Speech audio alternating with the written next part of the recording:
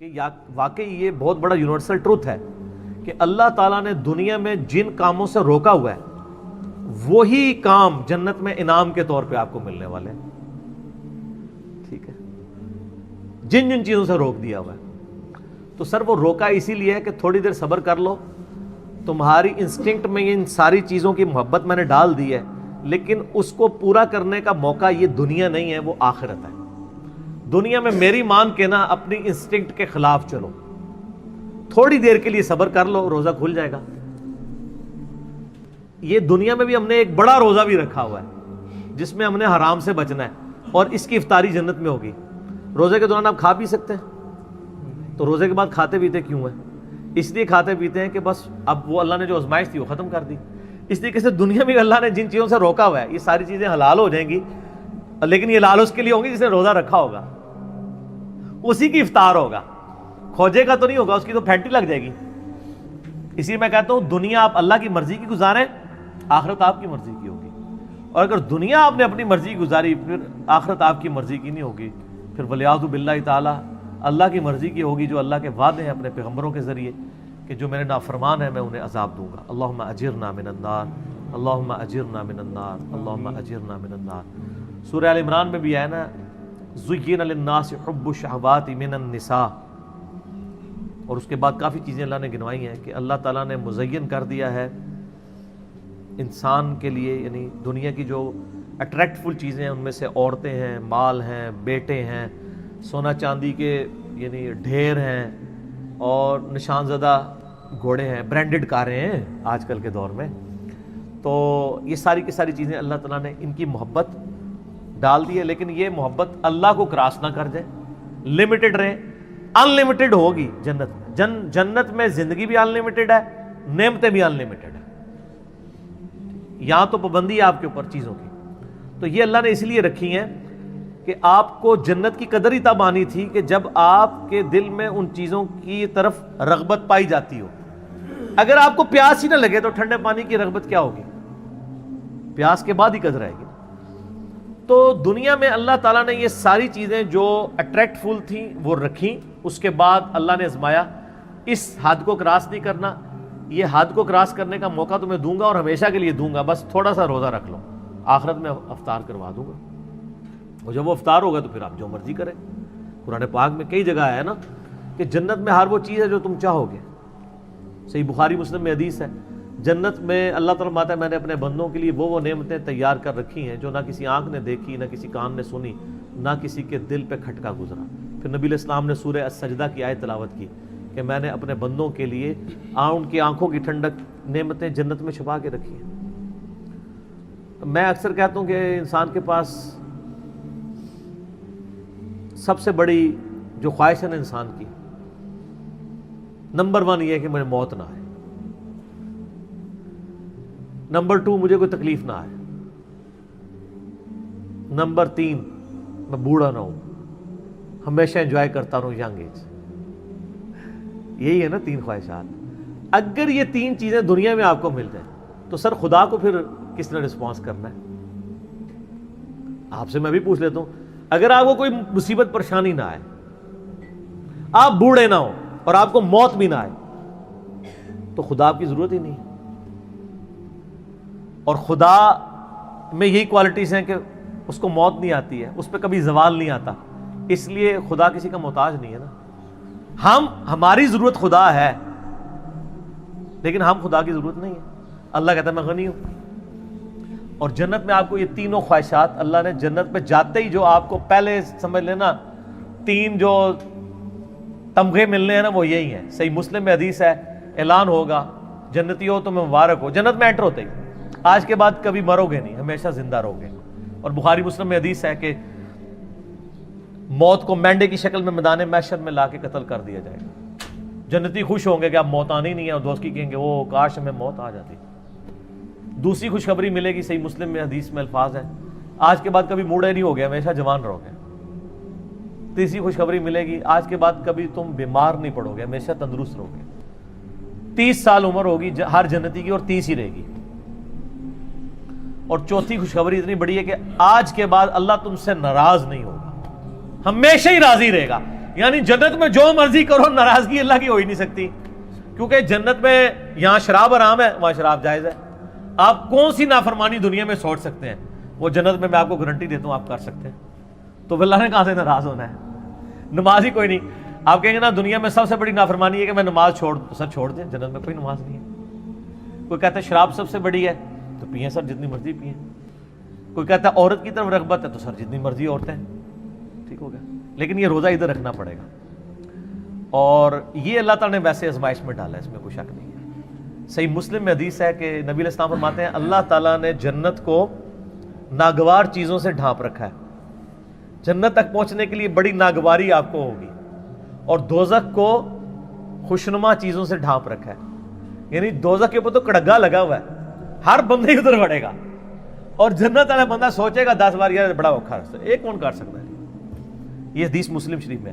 اس کی ایکسپلینیشن ایک حدیث ہے ابو داؤد میں، سنن نسائی کے اندر، سنن ابن ماجہ میں، بڑی ڈیٹیل حدیث ہے. یہ ساری حدیثیں آپ کو مشکات کی تیسری جلد میں جنت والے چیپٹر مل جائیں گی. وہ بڑی مزے کی حدیث ہے کہ اللہ تعالیٰ نے جب جنت کو پیدا فرمایا نا تو حضرت جبرائیل کو کہا ذرا جنت دیکھ کے آؤ.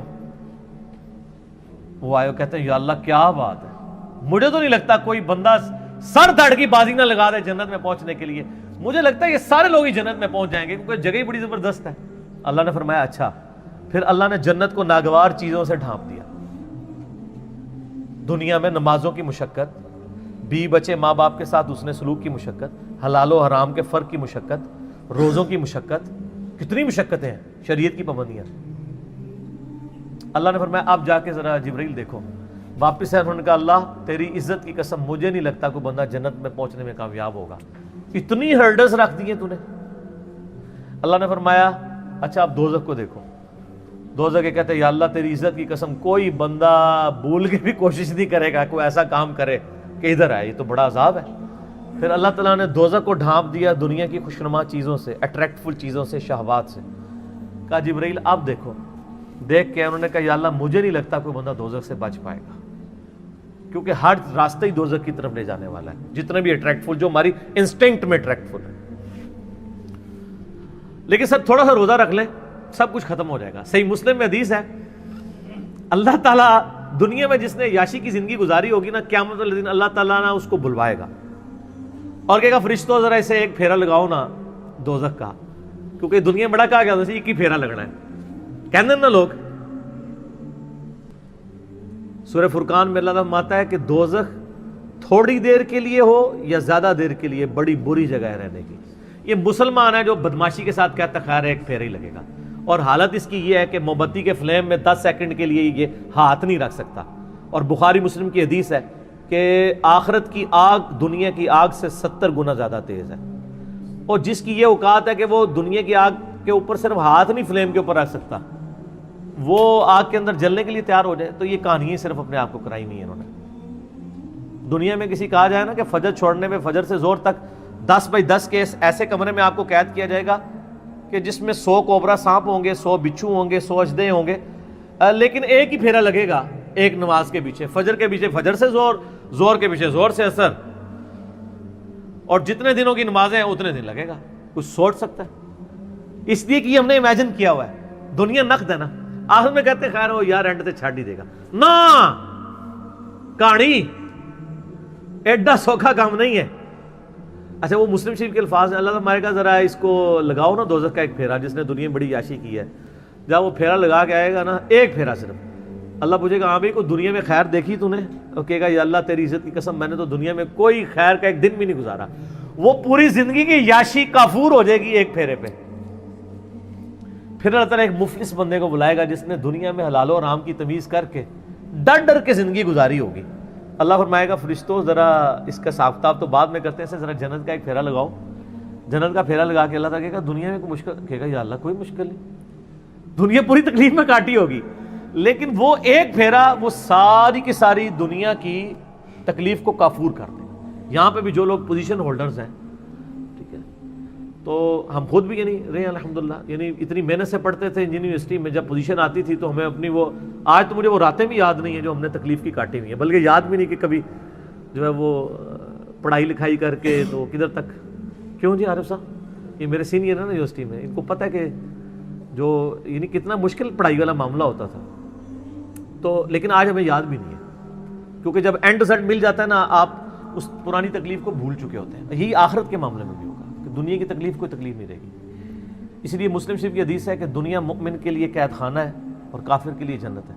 قید خانے میں تو یاشی نہیں ہوتی سر. قید خانہ ہے اس لیے کہ آپ نے اللہ کی مرضی کے مطابق چلنا ہے. تو یہ واقعی حقیقت ہے کہ اللہ تعالیٰ نے آخرت میں ہر وہ چیز رکھی ہوئی ہے جس سے دنیا میں روک دی ہے. دنیا میں اس لیے روکا ہے کہ یہ وہ آزما رہا ہے آپ کو, آپ کے انسٹنکٹ میں اس کی محبت ڈال دی ہے, اٹریکشن ڈال دی ہے. اگر آپ کی اٹریکشن نہ ہوتی تو میرے بھائی آپ کو جنت میں یہ انعام ہی نہیں تھا لگنا. پیاس ہی نہ ہو تو ٹھنڈے پانی کی قدر کیسے آتی, اور وہ پابندیاں لگا دی. اور سر اس حوالے سے میں آپ کو ایک آیت بتاتا ہوں.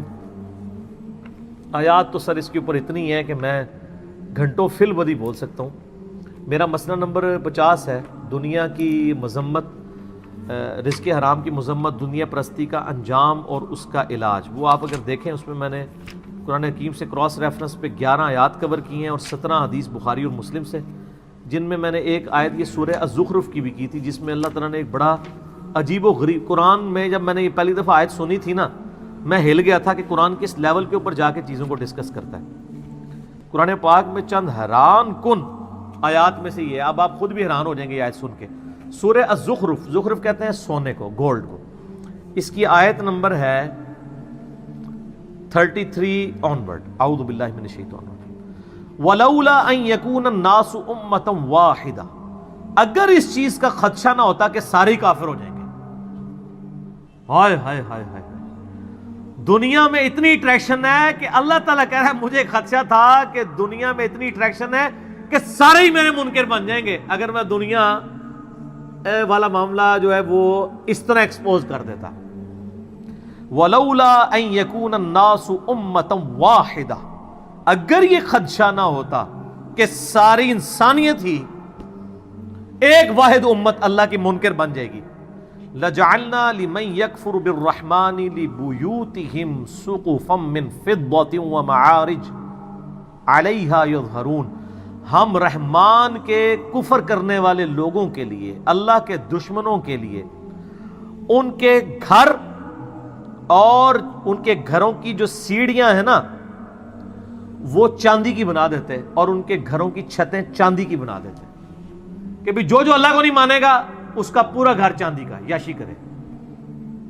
تو سارے نے کہنا تھی یہی کریے. اللہ میں ہمیں یہ خدشہ تھا کہ ساری کافر ہو جاؤ گے, کسی نے چوپدہ روزہ نہیں رکھنا. آگے چلیں. وَلِبُيُوتِهِمْ أَبْوَابًا وَسُرُرًا عَلَيْهَا يَتَّكِئُونَ, اور ان کے جو گھر ہیں, گھروں کے دروازے اور وہ جو ان کے تخت جن پہ وہ تکیے لگاتے ہیں, سب کے سب یعنی چاندی کے, وَزُخْرُفًا, اور سونے کے بنا دیتے. سونے چاندی کے مکان ہو جاتے لوگوں کے. جو کافر ہونے کا اعلان کرتا نا, ساتھ ہی اس کا مکان سونے کا بن جاتا. ویسے آپ امیجن کر لیں, آج جو لوگ یہاں پہ اپنا مذہب بدل کے دوسرے ملکوں میں جا کے پولیٹیکل اسائلم لے لیتے ہیں, ان سے یہ بعید تھا. اللہ تعالیٰ ہمارے, اگر ہمیں یہ خدشہ نہ ہوتا کہ ساری کافر بن جاؤ گے تو ہم کہتے ہیں کہ جو کافر ہے اس کے گھر سونا چاندی کا, اس کی چھتیں, گھر, سب کچھ یاشی کرو. وَإِن كُلُّ ذَلِكَ لَمَّا مَتَاعُ الْحَيَاةِ الدُّنْيَا, لیکن یہ سب نعمتیں دنیا کا متاع ہیں. وَالْآخِرَةُ عِنْدَ رَبِّكَ لِلْمُتَّقِينَ, آخرت یاد رکھنا صرف پرہیزگاروں کے لیے ہے اللہ کے. دنیا میں تو نیک آدمی امیر ہو بھی سکتا ہے, غریب بھی ہو سکتا ہے, مفلسی کی زندگی بھی ہو سکتی ہے, یاشی کی زندگی بھی ہو سکتی ہے. آخرت میں ایسا نہیں ہے. اسی لیے میں کہتا ہوں آخرت آپ کے اختیار میں ہے, دنیا اللہ کے اختیار میں ہے. دنیا سے مراد جو آپ کی ڈیسٹنی میں معاملات ہوتے ہیں, آخرت اللہ کے جو رکھی ہے وہ آپ کے اختیار میں رکھ دی ہے. آپ آخرت کامیاب کروا سکتے ہیں. دنیا میں کوئی کتنی محنت کر لے الٹیمیٹلی ناکام تو ہو سکتا ہے نا وہ, لیکن دنیا میں آپ اللہ کے لیے محنت کر لیں, میں آپ کو گارنٹی دے دوں کوئی ناکامی نہیں ہے. اللہ تعالیٰ نے قرآن پاک میں کئی جگہ فرمایا کہ اللہ تعالیٰ وعدہ خلافی نہیں فرمائے گا. مومنین کے ساتھ جو اللہ تعالیٰ نے وعدے کیے ہیں وہ وعدے پورے کرے گا. اللہ تعالیٰ پیغمبروں کو, ان کے ماننے والوں کو قیامت الدین رسوا نہیں ہونے دے گا. ٹھیک ہے, تو سر آخرت آپ کے ہاتھ میں ہے, بنائیں, مایوس نہ ہو. مایوسی سے جو چیز آپ کو چھڑواتی ہے وہ اللہ کا تصور ہے. دنیا میں کوئی ناکام بھی ہو جائے, فٹ پاتھ پہ لاوارث لاش اس کی پڑی ہو، کوئی دفنانے والا نہ ہو، کوئی فرق نہیں پڑتا. اگر اس نے اللہ کے لیے زندگی گزاری ہے تو وہ جنت میں پہنچ چکا. اور دنیا میں کسی کے لیے بہت مہنگا مقبرہ بنا دیا جائے، اس میں ایئر کنڈیشن بھی کوئی لگوا دے، اس کے لاش میں تعفن ہونے سے نہیں اس کو روک سکتا. لاش بھی کوئی تعفن ہونے سے روک بھی لے، اس پہ جو عذاب جو آپ کو نظر نہیں آ رہا وہ کوئی ٹال نہیں سکتا. ٹھیک ہو گیا؟ تو آخرت آپ اپنی مرضی کی کر سکتے ہیں اگر دنیا آپ اللہ کی مرضی کی گزاریں. لیکن اگر آپ نے دنیا اپنی مرضی کی گزاری سر پر ولیعوذ باللہ تعالیٰ اتنا سخت معاملہ ہونے والا ہے. میں اس پہ آپ کو ریکمینڈ کروں گا، میرا ایک لیکچر ہے مسئلہ نمبر 196، میری زندگی کا اہم ترین لیکچرز میں سے. کاش میں دنیا میں واپس جا سکتا. ایک دفعہ وہ لیکچر دیکھ لیجئے گا. قرآن پاک کی کئی آیات میں نے اس میں کراس ریفرنس کے طور پہ کور کی. کاش میں دنیا میں واپس جا سکتا. یہ قرآن کی آیات ہے کہ دوست کی جب دوزخ میں پہنچے گا نا تو کہے گا کاش ایک موقع مجھے مل جائے کہ میں دنیا میں واپس چلا جاؤں. زندگی ایسا خطرناک جوا ہے کہ اس سے بڑا خطرناک جوا کوئی نہیں ہے. دنیا میں آپ کو جوا ہار بھی جائیں، یعنی میں اس دوسرے معنوں میں کہہ رہا ہوں جائز نہیں ہے، تو جیتنے کے پھر بھی چانسز ہیں. زندگی کی بازی جو ہار گیا نا، وہ ادھر تو نہ سپلی ہے نہ آپ دوبارہ پیپر دے سکتے ہیں. جو جیت گیا وہ جیت گیا، جو ہار گیا وہ ہار گیا. اس لیے کہا گیا قرآن پاک میں یوم التغابن، جیت اور ہار کے فیصلے کا دن ہے قیامت کا دن. ٹھیک ہے؟ بہت سیریس معاملہ ہے، بہت زیادہ سیریس ہونے کی ضرورت ہے، اور اس کو اپنے دماغ پہ سوار کرنے کی ضرورت ہے. میں آپ سے سوال کرتا ہوں کہ 1 ارب روپیہ کسی کے پاس ہو اور اسے کہا جائے کہ 1 روپیہ اس میں سے مجھے دے دو، باقی تم رکھ لو، وہ فائدے میں ہے یا وہ شخص جو کہ میں نے 1 روپے کی حفاظت کرنی ہے چاہے ارب روپیہ باقی مجھ سے جاتا رہے، وہ عقل مند ہے؟ تو سر دنیا کی زندگی تو 1 روپیہ بھی نہیں ہے اربوں سال کی زندگی کے مقابلے پہ. یہ 1 سال بھی نہیں بنتا، اور یہ تو قیامت کے مقابلے میں 3.5 منٹ کی زندگی ہے. قیامت کا دن 50,000 سال کا دن ہے، اور اگر ایوریج لائف آپ کی 60 سال بھی لگائی جائے، 60 سال کا کمپیریزن قیامت کے دن کے ساتھ 3-3.5 منٹ بنتا ہے. اور صحیح مسلم کی حدیث ہے کہ نبی علیہ السلام نے فرمایا کہ آخرت اور دنیا کی مثال اس طرح ہے کہ تم میں سے کوئی شخص سمندر میں انگلی ڈبوئے، اس کے ساتھ جو پانی لگے وہ دنیا کی زندگی ہے، اور آخرت انفینٹ لائف. یہ میری باتیں ان لوگوں کو زیادہ سمجھ آ رہی ہوں گی جن کی داڑھیاں سفید ہو چکی ہوئی ہیں. تھوڑی بہت تو میری بھی ہو گئی ہے. جو 60 پلس ہے، بخاری مسلم میں حدیث ہے نا کہ اللہ تعالیٰ نے جس کو 60 سال عمر دے دی اس پہ اللہ نے حجت تمام کر دی. اس کا کوئی ایکسکیوز باقی نہیں رہے گا اللہ کے پاس. ویسے تو 40 والے کا بھی نہیں ہے، لیکن 60 والے کا کہ پتر تو گل بھی نہیں کرنی. تھوڑے سن سمجھنے کے لیے، بات پہنچانے کے لیے تو بات سمجھ سکتا تھا.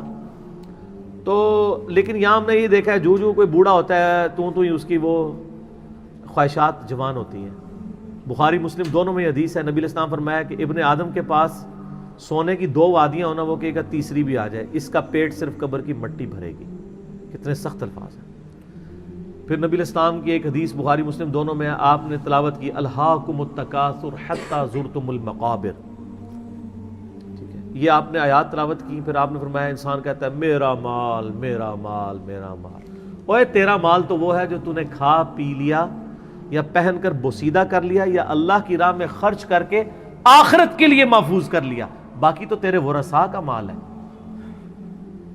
تو آپ کا مال کون سا ہے؟ نمبر 1 جو آپ نے کھا پی لیا اور جو پہن لیا، اور تیسرا وہ جو اللہ کی راہ میں خرچ کیا، وہ آخرت میں اللہ نے 700 گنا کر کے اس سے بھی زیادہ لٹانا ہے. اور ایک اور حدیث ہے، نبی علیہ السلام فرمایا انسان کے 3 دوست ہیں. جو 3 دوست ہیں، 2 دوست انسان کے قبر تک جاتے ہیں، ایک ہی قبر کے اندر جاتا ہے، وہ 2 واپس آ جاتے ہیں. اس کا مال اور اس کی اولاد واپس، اعمال ساتھ جاتے ہیں. بخاری مسلم میں حدیث ہے اے اللہ محمد اور آل محمد کو بس اتنا ہی دینا کہ ان کی روح اور جسم کا رشتہ برقرار رہے. سر وہ جو آج حدیث بھی ہے سورہ تحریم میں، بخاری مسلم میں الفاظ ہیں حضرت عمر حضور کو ملنے کے لیے گئے، جسم پہ چٹائی کے نشانات تھے، رونا شروع کر دیا کہ کیسر و کسرا دنیا کے مزے لوٹ رہے ہیں اور آپ اللہ کے پیغمبر ہو کے اس فقر کی زندگی میں. آپ فرمایا لگتا ہے عمر تیرے پہ حقیقت دنیا کی ابھی بھی نہیں کھلی. حضرت عمر پہ اس بات پہ ڈانٹ. یار یہ حضرت عمر کی خواہش کتنی معصومانہ سی خواہش تھی کہ یار میری نبی کے جسم کے اوپر والے حصے پہ کپڑا تو کم از کم ہوتا, بسترا تو ایک نرم ہوتا, کپڑا بھی نہیں تھا تبھی جسم پہ چٹائی کے نشان دیکھے. اس معصومانہ خواہش پہ بھی ڈانٹ پڑ گئی کہ یار تجھے دنیا کی سمجھ نہیں ہے, یہ بھی کیا تو نہیں چاہتا کہ کیسر و کسرا دنیا کے مزے لوٹے اور ہم آخرت کی سعادت. یہ ٹریننگ نبی علیہ السلام نے صحابہ کرام کی تھی. لیکن یہ عجیب معاملہ ہے کہ جس دین میں اتنا زہد ہو, دنیا کو 3 طلاقیں دی ہوئی ہوں, اس دین کے ماننے والے دنیا کے کتے بن چکے ہوئے ہوں اور وہ مال کمانے کے لیے کچھ بھی کر دیں. بڑی حیران کن بات ہے. جن کے پیغمبر کی اتنی زہد کی تعلیمات ہوں, انہوں نے اتنا کچھ سکھایا ہوا ہو. یہ تو ایک ایسا ٹاپک ہے نہ ختم ہونے والا ہے, اس پہ گھنٹوں بولا جا سکتا ہے. میں اسی پہ اکتفا کرتا ہوں کہ یقیناً اللہ تعالیٰ نے جو نعمتیں دنیا میں رکھی ہیں اور ان نعمتوں کو بڑا لمیٹڈ رکھا ہے اور کئی معاملات میں روک دیا ہے, وہ انعام کے طور پہ ملیں گی. تو یہ روزہ انشاءاللہ جنت میں جا کے افطار کریں گے انشاءاللہ, نبی صلی اللہ علیہ وآلہ وسلم کے ساتھ انشاءاللہ.